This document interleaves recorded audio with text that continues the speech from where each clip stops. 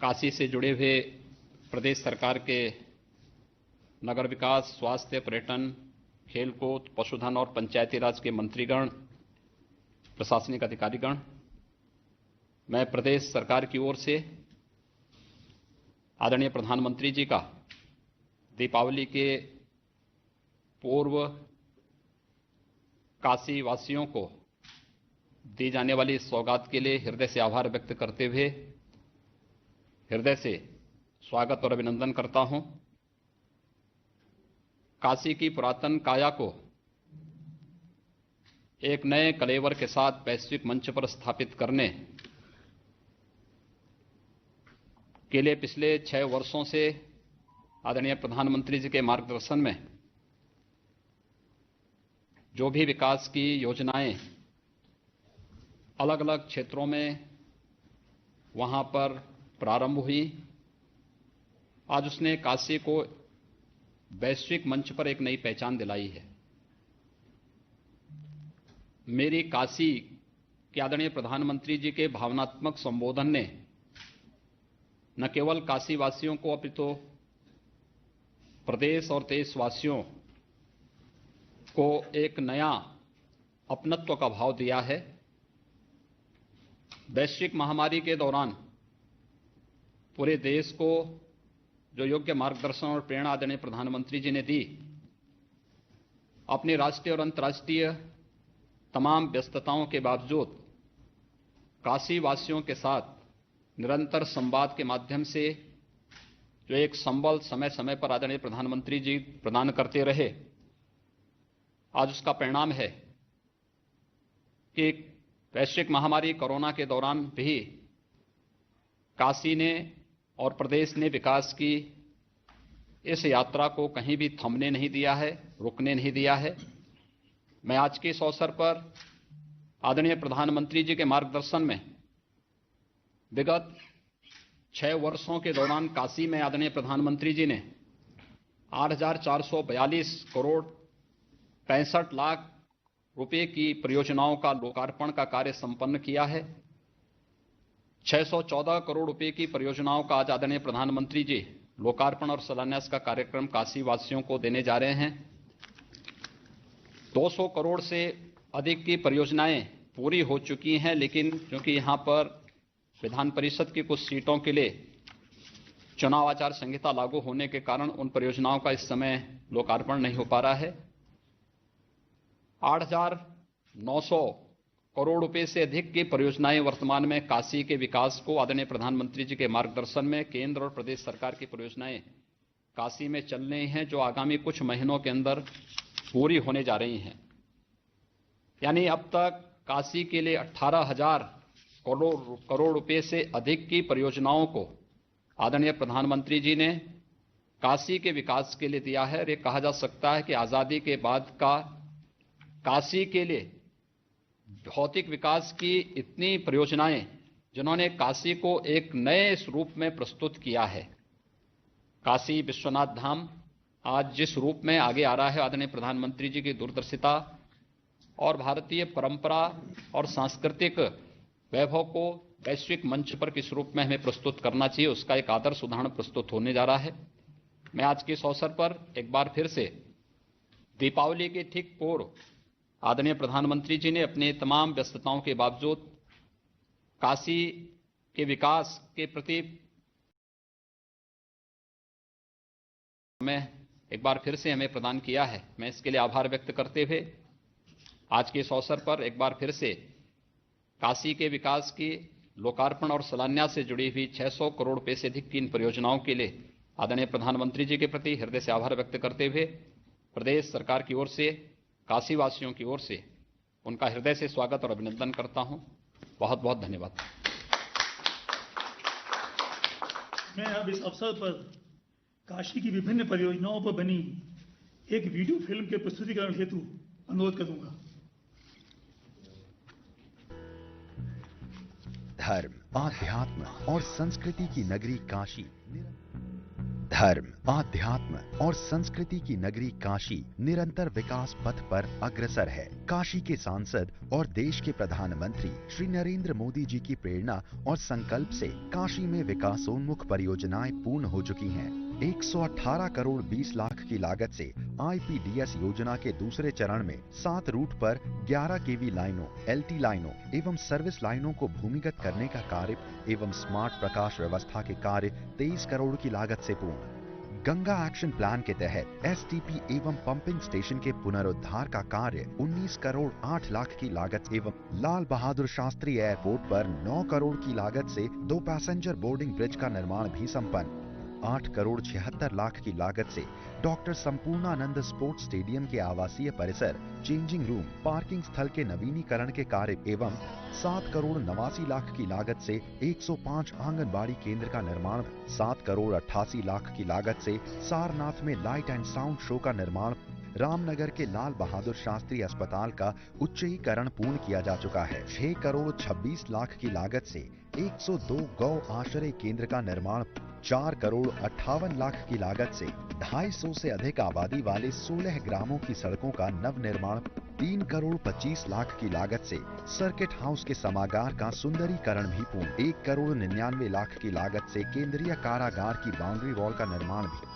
नकटेश्वरी भवानी मंदिर में पर्यटन विकास के निमित्त 1 करोड़ 67 लाख की लागत से बाउंड्री वॉल एवं गेट निर्माण, 80 लाख की लागत से जनसा में बहुउद्देशीय बीज भंडार और तकनीक डिसेमिनेशन सेंटर का निर्माण पूर्ण। माननीय मुख्यमंत्री जी एवं शासन के सतत अनुश्रवण से सभी परियोजनाओं की गुणवत्ता सुनिश्चित कराई जा रही है।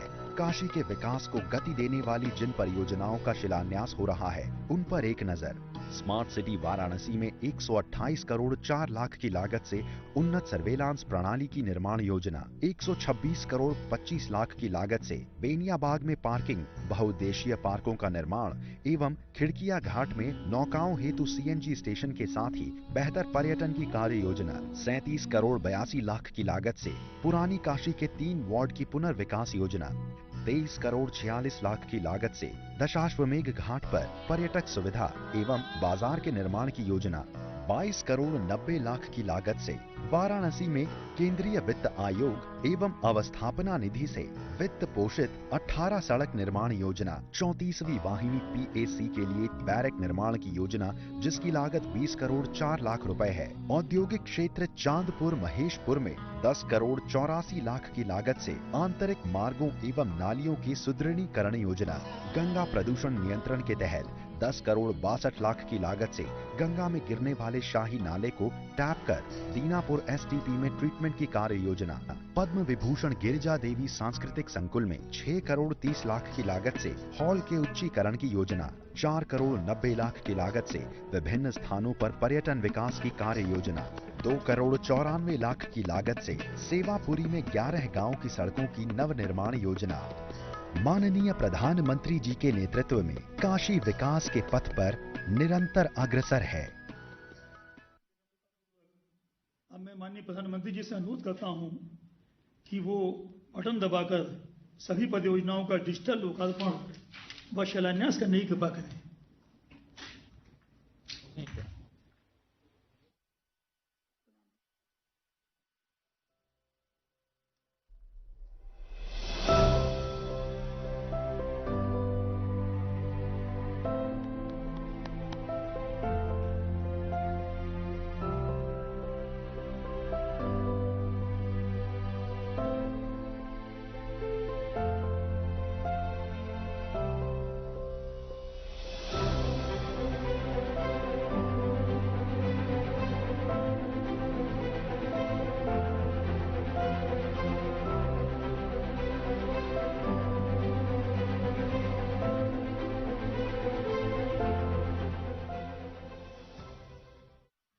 माननीय प्रधानमंत्री जी के निर्देशों के अनुसार जिले के 3 नागरिकों से माननीय प्रधानमंत्री जी द्वारा सीधे संवाद किया जाएगा।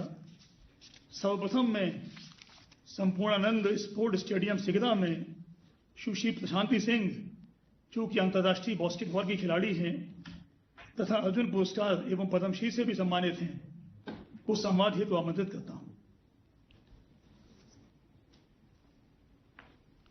सुश्री प्रशांति नमस्कार सिंह। प्रशांति जी। नमस्कार आदरणीय प्रधानमंत्री जी और हमारे काशी के चहेते सांसद। इस समय तो आप लोग दिवाली की तैयारियों में लगे होंगे। मैं पहले तो दिवाली की आप सबको बधाई देता हूं, शुभकामनाएं देता हूं। क्या बनारस में भी दिवाली का माहौल बन चुका है कि अभी भी आप लोग खेलकूद में ही व्यस्त हैं? खेलकूद में व्यस्त हम लोग दिवाली की मॉर्निंग तक ही रहते हैं, सुबह तक भी हम लोग खेलकूद में व्यस्त रहते हैं। वो हमारा काम है, वो कभी नहीं रुकता। और दिवाली की शाम भी हमारी ग्राउंड पे जरूर होती है। आधे घंटे के लिए सारे प्लेयर इकट्ठा होते हैं, ग्राउंड पे जरूर सेलिब्रेट करते हैं दिवाली। प्रशांति जी, आप तो बास्केटबॉल की अंतर्राष्ट्रीय खिलाड़ी रही हैं। कई बड़े अवार्ड जीत करके आपने बनारस का नाम भी बढ़ाया है। अभी बनारस के स्टेडियमों में क्या खेलकूद चल रहा है कि कोरोना के कारण खाली हैं सारे? कौन से खेलों पर जरा ज्यादा बल दिया जा रहा है? क्या माहौल है खेलकूद का? पहले बंद हुआ था, पर अभी जो रेगुलर प्रोटोकॉल है उसको ध्यान में रखते हुए एक्टिविटीज ऑन हो चुकी हैं। और कोरोना काल का इन्होंने अपॉर्चुनिटी का फायदा भी उठाया कि जो मेरे पीछे जो ये भवन है चेंजिंग रूम, इसको तैयार कर दिया। वो बहुत अच्छी चीज़ हुई कि चलिए हम कुछ दिन के लिए घर बैठे तो इन्होंने हमारा ध्यान रखा। और ये चेंजिंग रूम जो बन गया है, पहले इसी सीढ़ियों पे हम लोग लंच और टिफिन करते थे घर से ला करके, क्योंकि अंदर कुछ रूम ही नहीं थे। तो ये हो गया और 56 बेड वाला एक हॉस्टल बन गया। तो एक सुविधा हो गई कि जो धर्मशालाओं में रुकवाना पड़ता था और अच्छा नहीं लगता था, क्योंकि हम लोग जब पूर्वांचल से और काशी से कहीं बाहर खेलने जाते थे तो हमें तो अच्छी सुविधा मिलती थी, पर हमारे यहाँ कोई आता था तो वो बहुत एम्बैरसिंग होता था। तो अब राज्य स्तर पे प्रतियोगिताओं के लिए हम तैयार हैं और मुझे ऐसी आशा है कि हम जल्दी ही राष्ट्रीय और अंतर्राष्ट्रीय स्तर के लिए भी तैयार हो जाएंगे। चलिए, आपकी बहुत लंबे अरसे की जो रिक्वायरमेंट थी, और कभी कभी स्टेडियम तो बन जाते हैं लेकिन खिलाड़ियों के लिए जो व्यवस्थाएं चाहिए उसकी प्रायोरिटी जरा पीछे हो जाती है। मैं कभी कभी कहता हूं कि आफत को हमें अवसर में पलटना चाहिए। काशीवासियों ने आफत के समय को एक अवसर में पलटा और ये चेंजिंग रूम, आवासीय भवन, ये सब बना दिया। और मुझे विश्वास है कि इसके कारण खिलाड़ियों को तो बहुत लाभ होगा ही होगा और एक प्रकार से ईज ऑफ स्पोर्टिंग इसका एक अवसर बनाएगा। इसका लाभ अभी क्या लगता है आपके खेल जगत के साथियों में इसकी चर्चा हो रही है? जी बिल्कुल चर्चा हो रही है। और एक ऐसा हम लोग एक ऐसी हम लोग की सोच है और ऐसा हम लोग सोच रहे हैं कि सारे देश में आपकी एक बड़ी परियोजना जो है कि खेलो इंडिया, उसके तहत जो NCOE खुल रही है, नेशनल सेंटर ऑफ एक्सीलेंस खुल रहे हैं।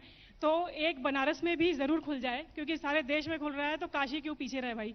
तो हमारे पास भी एक खुल जाए तो बड़ा अच्छा हो जाएगा। तो हम अभी राज्य स्तर के लिए तैयार हो चुके हैं, तो हम राष्ट्रीय और अंतर्राष्ट्रीय लेवल के लिए भी तैयार हो जाएंगे, ऐसी मेरी आशा है और ऐसा मेरी आपसे एक रिक्वेस्ट भी है।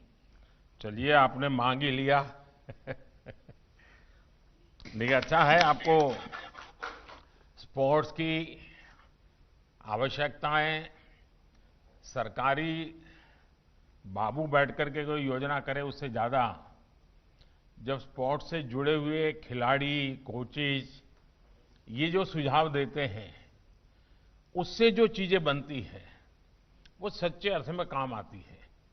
और आपने देखा होगा कि मैं लगातार खेल जगत से जुड़े लोगों से उनके अनुभव सुनता रहता हूं, उनकी जानकारियां लेता रहता हूं और फिर उनको कहीं कहीं ढालने की कोशिश भी करता हूं। लेकिन आपने जो सुझाव दिया है उस पर जरूर शासन भी विचार करेगा और खेल जगत में बनारस हर प्रकार से प्रगति करे। बनारस की युवा पीढ़ी के जहन के अंदर खेल, और जब खेल होता है, स्पोर्ट्स होता है, तो स्पोर्ट्समैन स्पिरिट भी होता है और वो स्पिरिट जो है वो बहुत बड़ी ताकत होता है। चलिए प्रशांति जी, मेरी आपको बहुत शुभकामनाएं और आने वाले त्योहारों की आपको, आपके परिवार को और खेल जगत के सभी साथियों को बहुत बहुत शुभकामनाएं। धन्यवाद। बहुत बहुत धन्यवाद।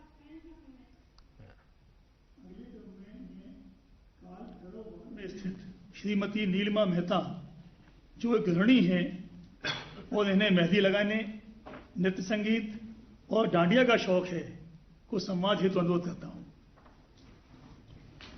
जय काशी कोतवाल। नीलिमा जी, कैसी हैं आप? सर बहुत अच्छे। सर एक रिक्वेस्ट है आपसे, सर प्लीज मुझे नीलिमा मेहता जी मत कहिए, मुझे नीलिमा से ही बुलाइए। मुझे ऐसा है, मेरे संस्कार भी बने रहने चाहिए, मेरी आदत भी बनी रहनी चाहिए। काल भैरव की गलियों से आपके बड़ा साफ सुथरा तो दिख रहा है मुझे आज ये छोटी सी गली, लेकिन दिवाली की रौनक आई है नहीं आई है?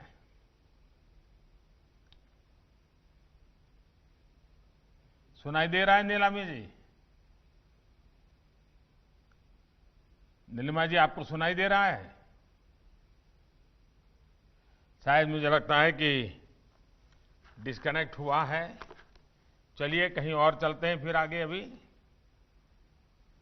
क्रम में मैं चांदपुर महेशपुर इंडस्ट्रियल एरिया में श्री विपुल कुमार अग्रवाल, जो वाराणसी के प्रतिष्ठित व्यवसायी हैं तथा कृषि संबंधी सामग्री का निर्माण करते हैं, को समाज हेतु आमंत्रित करता हूं। विपिन जी नमस्ते।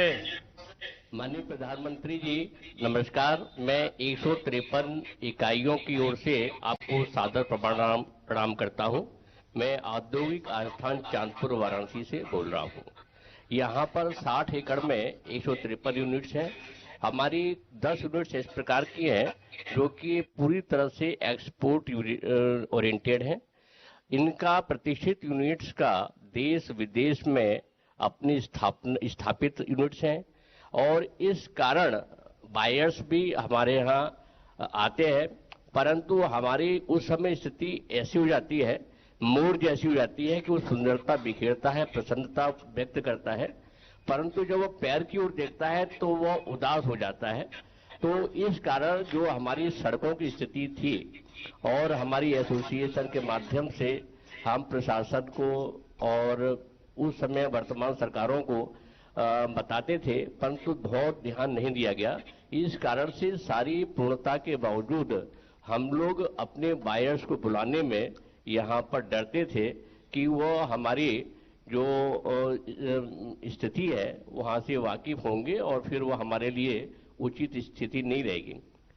परंतु जब वर्तमान सरकार आई, उनके संज्ञान में डाला गया, अधिकारियों ने सहयोग किया, तो 10 करोड़ 83 लाख रुपया हमें सैंक्शन हुए हैं और उसके साथ साथ ही कार्य भी शुरू हो गया है। मैं कार्यस्थल से ही भी बोल रहा हूं और अभी सड़क भी आप देख रहे होंगे कि सड़क पहले से टूटी फूटी थी, अब कार्य शुरू हो गया है। आपने औद्योगिक आसन चांदपुर के चारों तरफ, यहाँ मनवाडी रेलवे स्टेशन मात्र 1.5 किलोमीटर दूर है, जहां पर आपने नवीनीकरण कराया, प्रमुख रेल गाड़ियों को यहां से संचालन कराया और लहरतारा ओवर ब्रिज से लेकर के और चौका घाट तक, जो कि हमारे औद्योगिक आस्थान के लिए कई गाड़ियां ट्रक्स वगैरह नहीं आ पाते थे, वहां कराया। मनवाडी जो रेलवे स्टेशन ओवर ब्रिज पर जो कार्यक्रम हुआ है, तो सुविधा और उद्यमियों को हो गई है। इस कारण हम उद्यमी आपको बहुत बहुत धन्यवाद देते हैं। विपिन जी भाई, ये बात तो आपने कहा कि सरकार ये कर रही है, सरकार वो कर रही है, करना भी चाहिए और अब तक नहीं हुआ उसका कारण जो नुकसान हुआ है वो भी हम समझ सकते हैं। लेकिन मैं स्वयं ऐसे छोटे छोटे औद्योगिक इकाइयों में कई बार जा चुका हूं। मेरे मन में हमेशा एक शिकायत रहती है, जो औद्योगिक इकाई होती है उसके अंदर जो मालिक या मैनेजर बैठते हैं उसकी चैम्बर तो बहुत बढ़िया होती है, लेकिन बाकी वहां देखिए अपने जो कारीगर काम करते हैं उनके खाने के लिए जगह, उनके टॉयलेट, और मान लीजिए 25-30 छोटी छोटी इंडस्ट्री है तो बाहर की सफाई, थोड़ी उसकी रौनक, इसके प्रति एक संगठित प्रयास करे तो कोई ज्यादा खर्चा नहीं होता है, क्योंकि ये आप ही की अमानत है। बाहर के लोग जब आते हैं, जब अंदर प्रवेश करते हैं और वो एनवायरनमेंट देखते हैं तो बड़ा ही मन को क्षोभ होता है। और मैं मानता हूं कि आप लोगों ने, विपिन जी आप तो बड़े जागरूक नागरिक हैं, आपने इस प्रकार से चिंताएं भी की हैं। एक परिसर की पूरी यानी एक प्रकार का ऐसा एनवायरनमेंट, यानी आपके कारीगर को भी घर जाने का मन न करे, उसको लगे कि नहीं नहीं भाई 6 बज गए हैं जाना है, लेकिन ऐसा करो आधा पौना घंटा बैठते हैं, जरा यहां अच्छा माहौल है। ये स्थिति हमारी बनती नहीं है। ये मुझे लगता है कि ऐसे छोटे छोटे एसोसिएशन ने कुछ न कुछ सोचना चाहिए। देखिए दिवाली और त्योहारों को लेकर जरा अब तो व्यापार उद्योग में भी लोगों का ध्यान गया होगा, कोरोना का भय भी काफी मात्रा में कम हुआ है, सजगता तो बनाए रखनी पड़ेगी। लेकिन क्या लॉकडाउन के बाद में कुछ सुधार की दिशा में क्या लग रहा है काशी में? पहले तो मैं स्वच्छता के विषय में बताता हूं कि औद्योगिक आस्थान सहकारी समिति लिमिटेड, जो कि उद्योग विभाग एवं उद्यमियों के सहयोग से बनी है और लगातार स्वच्छता पर ध्यान देती है। वृक्षारोपण हमारे यहाँ मैं समझता हूँ नोएडा के बाद दूसरी स्थिति होगी, जो कि जिस प्रकार का हमारे यहाँ वृक्षारोपण हुआ है कि यहाँ पर शांतिपूर्ण वातावरण रहता है। ये कमी जो थी वो आपके द्वारा पूरी हो रही है। कोरोना काल में भी हमें लॉक इन के पश्चात भी कई प्रकार की समय की प्रतिबद्धता थी, परंतु हमारी यूनिट्स चलने में स्थानीय प्रशासन ने बहुत सहयोग किया, हमें ऑनलाइन पास इशू किए, इस कारण से हमारे उद्योग चलते रहे। एक कठिनाई आ रही थी कि हमारा टर्नओवर, कैश फ्लो या लेन देन एक तरह से बिल्कुल समाप्त हो गया था, किसी के पास पैसा देने के लिए नहीं रह गया था। इस कारण से हमारे उद्योग प्रभावित हो रहे थे, हम कच्चा माल परचेज नहीं करने की स्थिति में थे। परंतु जब आपकी स्कीम सीसी लिमिट्स को बढ़ाने की आई तो उसने संजीवनी का कार्य किया और एक तरह से जो जाम पहिया था वो पहिया एक बार चालू हो गया, तो उसके बाद से अब स्थिति इस प्रकार की है कि हम सामान्य स्थिति में आ गए हैं और कार्यक्रम उसी प्रकार से अब चालू चल रहे हैं। अब कोरोना का कोई डर भय कुछ नहीं है, परंतु हम लोग मास्क और सैनिटाइजेशन जो भी आप हमें निर्देश दिए हैं उसका पूरा पालन करते हैं, क्योंकि हम आपको वाराणसी का अभिभावक मानते हैं। आप जैसा निर्देश देते हैं वैसा पालन करते हैं। आप लोगों ने, प्रदेश सरकार ने, राज्य सरकार ने, केंद्र सरकार ने उद्योगों के लिए, वाराणसी के लिए बहुत किया है। अब हमारी बारी है और हम कोशिश करेंगे कि आत्मनिर्भरता के लिए जो भी प्रोडक्ट्स हम लोग बना सकते हैं, विदेशों से भी निर्भरता समाप्त करके दिवाली पर हम कम आकर्षक झालर इस्तेमाल करेंगे, परंतु विदेशी झालर को इस्तेमाल नहीं करेंगे। ऐसा काशी में 3-4 वर्षों से विभिन्न संगठनों के द्वारा प्रयास चल रहा है। इस बार और पुरजोर से ये कार्यक्रम चलेगा। निश्चित रूप से हम आत्मनिर्भरता की ओर आगे बढ़ेंगे। चलिए विपिन जी, आपकी बातें सुनकर के बहुत अच्छा लगा और मैं तो क्या अभिभावक हो सकता हूं। काशी का हर बेटा बेटी काशी के सच्चे अभिभावक है। आज काशी जो भी है काशी वासियों के कारण है। मेरा तो सौभाग्य है कि ऐसी एक पवित्र नगरी में आप लोगों के बीच कुछ न कुछ काम करने का अवसर मिला, कुछ सीखने का अवसर मिला, तो मैं तो काशी का एक प्रकार से जितना धन्यवाद करूं उतना कम है। फिर एक बार विपिन जी मैं आपका बहुत धन्यवाद करता हूं। क्या नीलिमा जी यहाँ फिर से कनेक्टिविटी हुई क्या? धन्यवाद, नमस्कार। हाँ बताइए नीलिमा जी। सर प्लीज नीलिमा जी कहते हैं, नीलिमा सर बताइए। मैं नीलिमा मेहता वार्ड 85 काल भैरव की तरफ से आपको प्रणाम जय श्री कृष्णा करती हूँ। ये गली तो बड़ी साफ सुथरी आज दिख रही है, वो आज ही है कि हमेशा होती है? सर ये आपकी देन है। नहीं नहीं, मेरी क्या देन है जी। नहीं ये देखिए साफ सुथरा तो नागरिकों की मदद के बिना संभव ही नहीं होता है। अगर ये साफ सुथरा दिख रहा है इतना, ऐसा लगता है वहीं बैठ करके खाना भी खा सकते हैं, इतना काशी की गली इतनी साफ सुथरी हो, ये देख करके इतना मन को आनंद हो रहा है जी, क्योंकि यही काशी के भविष्य के साथ जुड़ा हुआ विषय है। काशी लोग देखने आते हैं, काशी से कई प्रेरणा लेने आते हैं। और जब काशी के एक एक गली, एक एक कण को लोग पवित्र मानते हैं, और आपने जिस प्रकार से रौनक बनाई है, तो मैं तो आपके इस इलाके के सभी लोगों को बधाई देता हूं। और दिवाली के कारण वहां तो अब तो जो मेरा एक प्रयास चला है रोशनी का, लाइट पहुंचाने का, क्या आपकी गलियों तक पहुंचा क्या? हाँ हाँ, बिल्कुल बिल्कुल, ये स्मार्ट सिटी के अंतर्गत ही आया है। हाँ। ये इलेक्ट्रिक है, वाटर सप्लाई है, सीवर लाइन है, और ये चौके जो बिछे हैं वो, और पेंटिंग का काम, ये सारे स्मार्ट सिटी के अंतर्गत शुरू हो चुके हैं।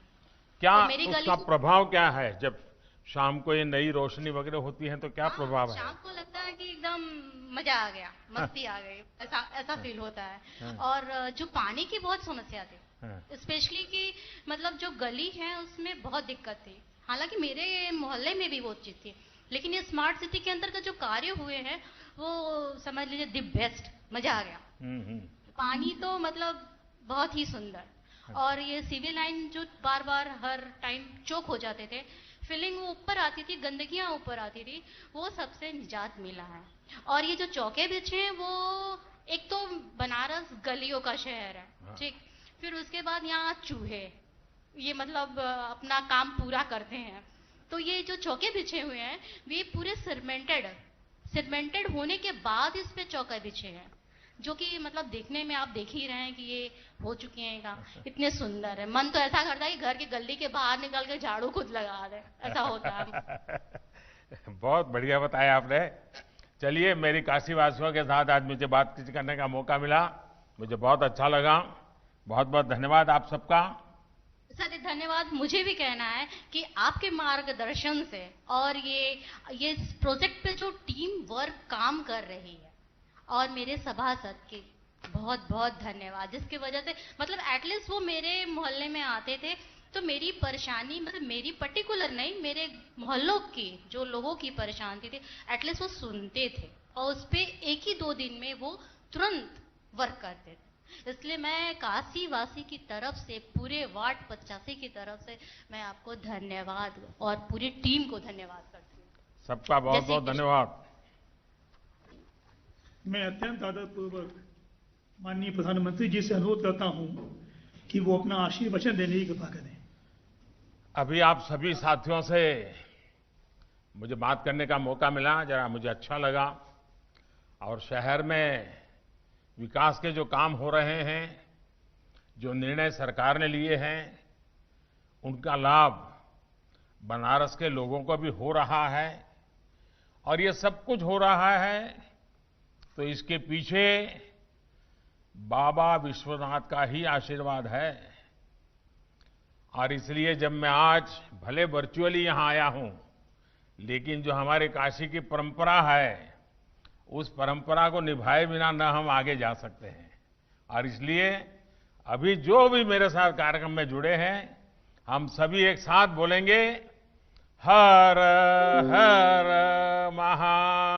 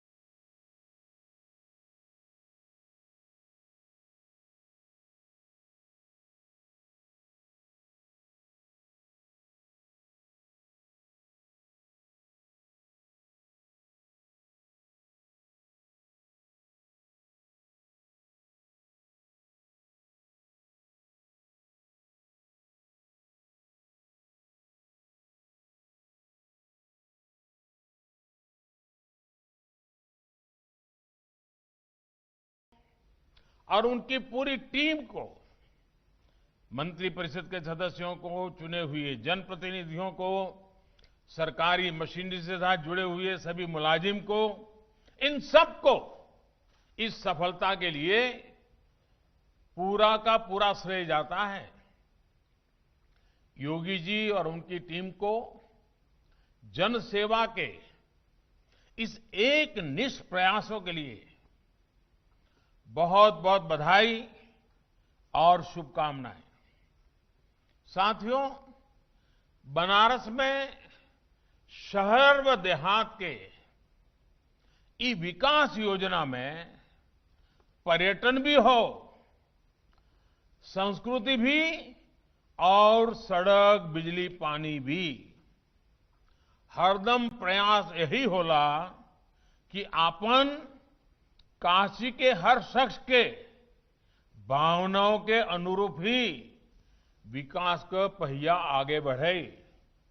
इसलिए ये विकास आज अपने आप में इस बात का उदाहरण है कि बनारस कैसे एक साथ हर क्षेत्र में, हर दिशा में तेजी से आगे बढ़ रहा है।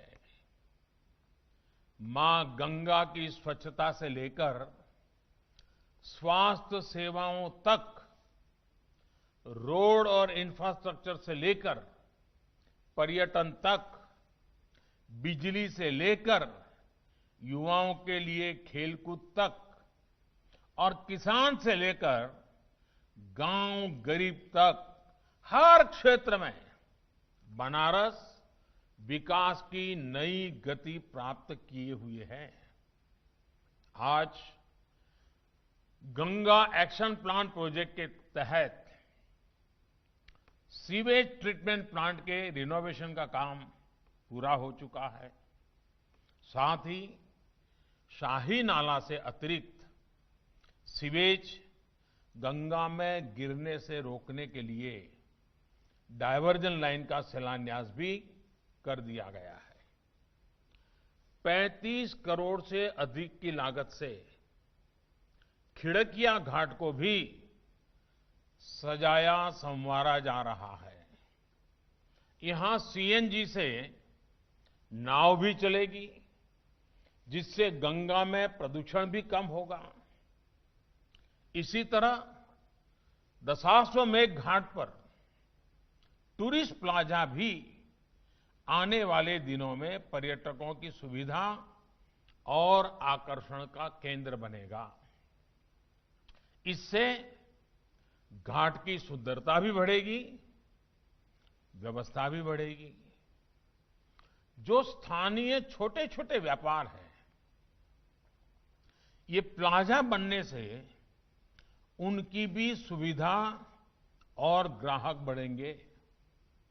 साथियों, मां गंगा को लेकर ये प्रयास, ये प्रतिबद्धता काशी का संकल्प भी है और काशी के लिए नई संभावनाओं का रास्ता भी यही है।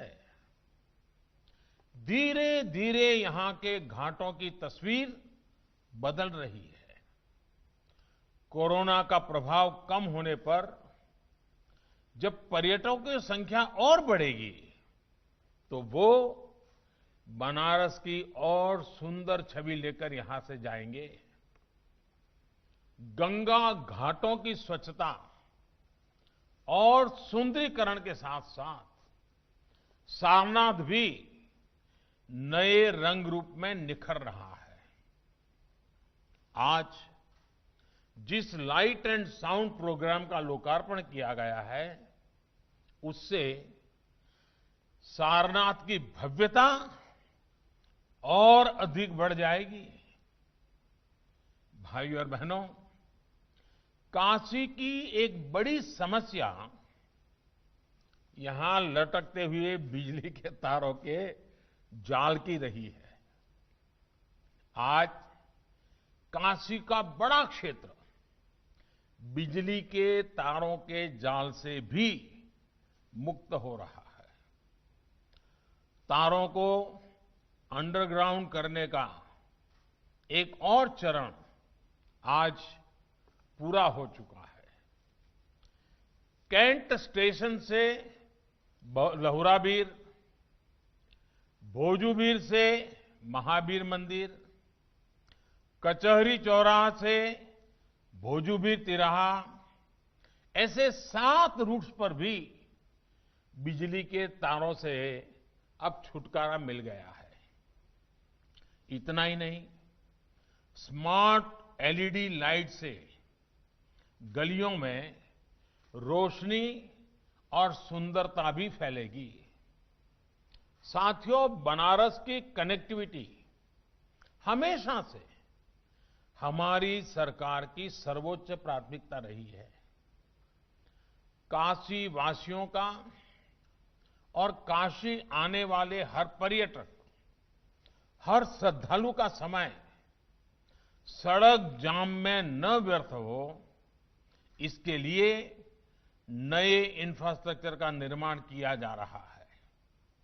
बनारस में आज एयरपोर्ट पर सुविधाएं बढ़ रही हैं। बाबतपुर से शहर को कनेक्ट करने वाली सड़क भी अब बनारस की नई पहचान बनी है। आज एयरपोर्ट पर 2 पैसेंजर बोर्डिंग ब्रिज, उसका लोकार्पण होने के बाद इन सुविधाओं को और विस्तार होगा। ये विस्तार इसलिए भी जरूरी है क्योंकि 6 वर्ष पहले, यानी आपने मुझे आपकी सेवा करने का अवसर दिया, उसके पहले बनारस में हर दिन 12 फ्लाइट चलती थी। आज इससे 4 गुना यानी 48 फ्लाइट चलती हैं, 48 फ्लाइट्स। यानी बनारस में सुविधाएं बढ़ती देख बनारस आने वाले लोगों की संख्या भी बढ़ रही है।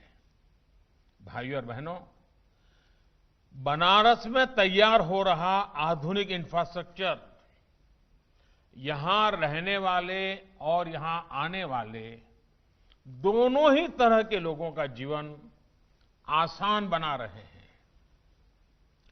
एयरपोर्ट से जुड़ी कनेक्टिविटी के साथ साथ रिंग रोड हो, महमूदगंज मन्नूवाड़ी फ्लाईओवर हो, NH-56 का चौड़ीकरण हो, बनारस आज रोड इंफ्रास्ट्रक्चर का भी कायाकल्प होते देख रहा है।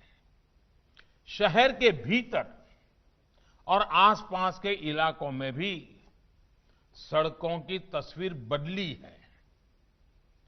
आज भी वाराणसी के अलग अलग क्षेत्रों के लिए सड़क निर्माण कार्यों का काम शुरू हुआ है। नेशनल हाईवे, फुलवरिया लहरतारा मार्ग, वरुणा नदी और 3 पुल और कई सड़कों का निर्माण, ऐसे कितने ही काम हैं जो आने वाले समय में बहुत जल्दी पूरे होने वाले हैं। रोडवेज के इस नेटवर्क के साथ साथ बनारस अब वाटरवेज की कनेक्टिविटी में भी एक मॉडल बन रहा है। हमारे बनारस में आज देश का पहला इनलैंड वाटरपोर्ट बन चुका है। भाई और बहनों, बीते 6 सालों से बनारस में हेल्थ इंफ्रास्ट्रक्चर पर भी अभूतपूर्व काम हुआ है, और मैं कह सकता हूं अभूतपूर्व काम हुआ है। आज काशी यूपी ही नहीं बल्कि एक तरह से पूरे पूर्वांचल के लिए स्वास्थ्य सुविधाओं का हब बनता जा रहा है। आज रामनगर में लाल बहादुर शास्त्री अस्पताल के मॉडर्नाइजेशन से जुड़े कामों के लोकार्पण से काशी की इस भूमिका का विस्तार हुआ है। रामनगर के अस्पताल में अब मैकेनाइज्ड लॉन्ड्रीज, व्यवस्थित रजिस्ट्रेशन काउंटर और कर्मचारियों के लिए आवासीय परिसर जैसी सुविधाएं उपलब्ध होगी। होमी भाभा कैंसर हॉस्पिटल और पंडित महामना मालवीय कैंसर हॉस्पिटल जैसे बड़े कैंसर इंस्टीट्यूट यहां पहले से ही सेवाएं दे रहे हैं। इसी तरह ईएसआईसी अस्पताल और बीएचयू सुपर स्पेशलिटी अस्पताल की भी यहां गरीब से गरीब साथियों को, गर्भवती महिलाओं को बेहतर स्वास्थ्य सुविधाएं दे रहे हैं। साथियों, बनारस में आज जो ये चौतरफा विकास हो रहा है, हर सेक्टर में विकास हो रहा है, उसका पूर्वांचल सहित पूरे पूर्वी भारत को लाभ हो रहा है। अब पूर्वांचल के लोगों को छोटी छोटी जरूरतों के लिए दिल्ली और मुंबई के चक्कर नहीं लगाने पड़ते। बनारस और पूर्वांचल के किसानों के लिए तो स्टोरेज से लेकर ट्रांसपोर्ट तक की अनेक सुविधाएं बीते सालों में यहां तैयार की गई है। इंटरनेशनल राइस इंस्टीट्यूट का सेंटर हो, मिल्क प्रोसेसिंग प्लांट हो, पेरिशेबल कार्गो सेंटर का निर्माण हो, ऐसी अनेक सुविधाओं से यहां के किसानों को बहुत लाभ हो रहा है। ये भी हमारे लिए गर्व की बात है कि इस साल पहली बार वाराणसी क्षेत्र से फल, सब्जी और धान को विदेश के लिए निर्यात किया गया है।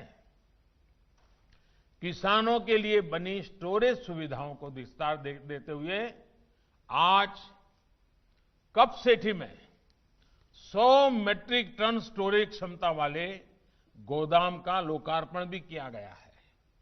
इसके अलावा जनसा में भी मल्टीपर्पज बीज गोदाम और डिसेमिनेशन सेंटर बनाया गया है।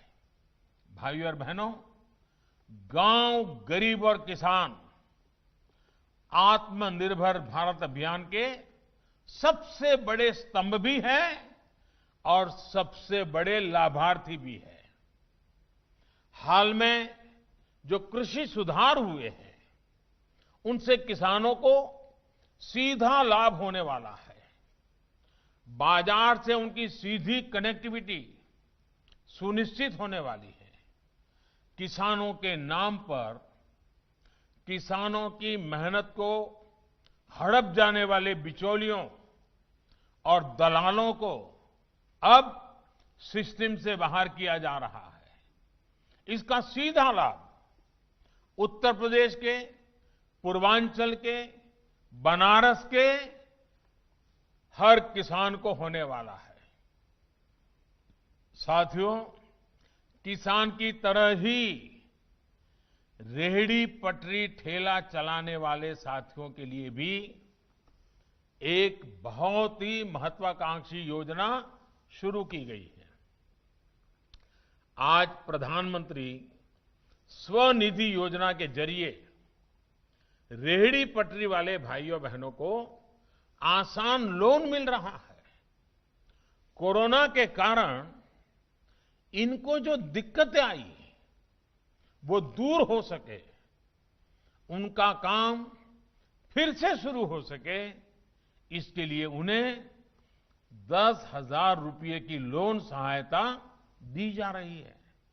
इसी तरह गांव में रहने वाले लोगों को गांव की जमीन, गांव के घर का कानूनी अधिकार देने के लिए स्वामित्व योजना शुरू की गई है। गांवों में घर, मकान को लेकर जो विवाद होते थे, कभी कभी तो मारकाट हो जाती थी, कभी अगर गांव से शादी ब्याह में गए वापस आते थे तो कोई और कब्जा कर लेता था। इन सारी समस्याओं से मुक्ति के लिए ये स्वामित्व योजना से, इस योजना से मिले प्रॉपर्टी कार्ड के बाद इस प्रकार की मुसीबतों की गुंजाइश नहीं रह जाएगी। अब गांव के घर या जमीन पर ये प्रॉपर्टी कार्ड आपके पास होने के कारण बैंक से ऋण मिलना भी आसान हो जाएगा।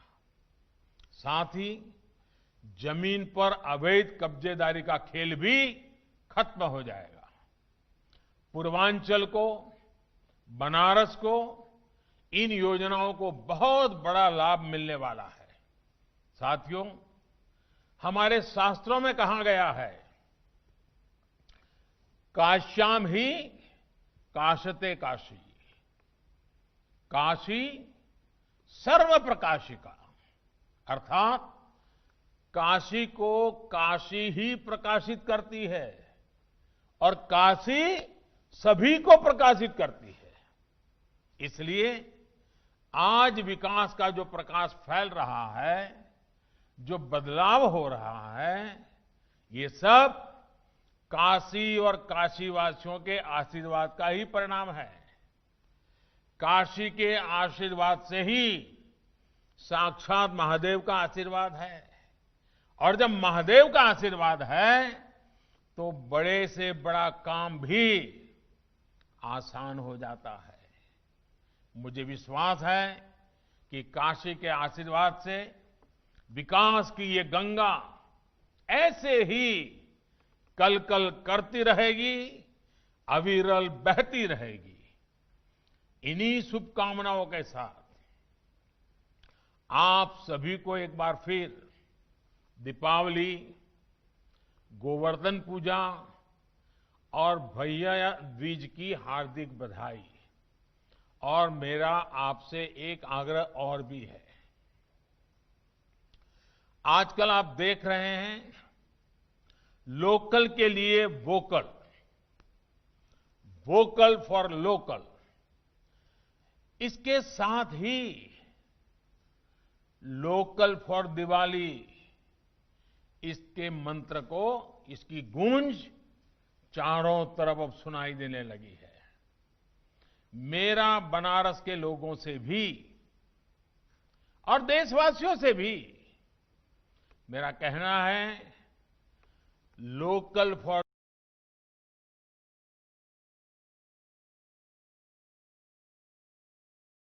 दिवाली को खूब प्रमोट करें, खूब प्रचार करें।